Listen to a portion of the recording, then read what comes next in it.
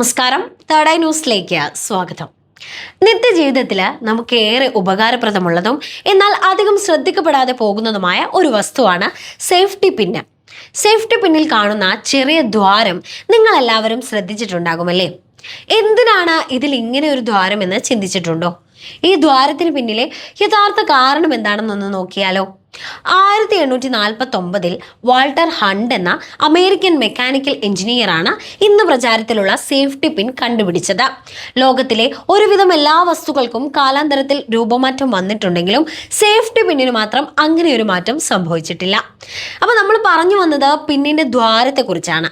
താഴെ ഭാഗത്തായി കാണുന്ന വൃത്താകൃതിയിലുള്ള ദ്വാരത്തിന് ഒട്ടേറെ പ്രാധാന്യമുണ്ട്. കൃത്യമായ നീളത്തിലുള്ള ഒറ്റ സ്റ്റീൽ വയർ ഉപയോഗിച്ചാണ് സേഫ്റ്റി പിൻ നിർമ്മിക്കുന്നത്. വെൽഡിംഗ്, കോയിലിംഗ്, ടെമ്പറിംഗ് എന്നിങ്ങനെ വിവിധ ഘട്ടങ്ങളിലൂടെ അത് കൃത്യമായ ആകൃതിയിൽ എത്തിക്കുന്നു. സേഫ്റ്റി പിന്നിൽ കാണുന്ന ഈ ചെറിയ ദ്വാരം വെറും അലങ്കാരത്തിന് വേണ്ടിയുള്ളതല്ല.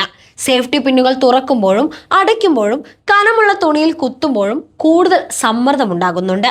ഇങ്ങനെ ഉണ്ടാകുന്ന അധിക സമ്മർദ്ദം നിയന്ത്രിക്കാൻ സേഫ്റ്റി പിന്നിലെ ഈ ദ്വാരം സഹായിക്കുന്നു. ഈ ദ്വാരമുള്ളത് കൊണ്ട് സമ്മർദ്ദം ഒരിടത്ത് മാത്രം അടിഞ്ഞുകൂടാതെ ഒരുപോലെ നിൽക്കുകയും ചെയ്യുന്നു.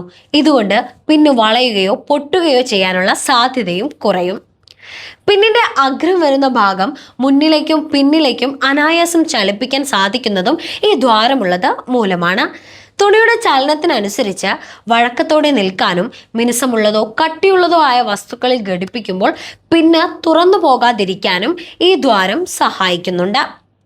ഘടനാപരമായ ഫലമാണ് പിന്നിന്റെ ദ്വാരത്തിന് പിന്നിലെ യഥാർത്ഥ കാരണമെങ്കിലും ഒന്നിലധികം സേഫ്റ്റി പിന്നുകൾ മുകളിലോ ചരടിലോ ഒക്കെയായി കോർത്തിണക്കാനും നമുക്കിപ്പോൾ ഈ ദ്വാരം ഉപകാരപ്രദമാണ്.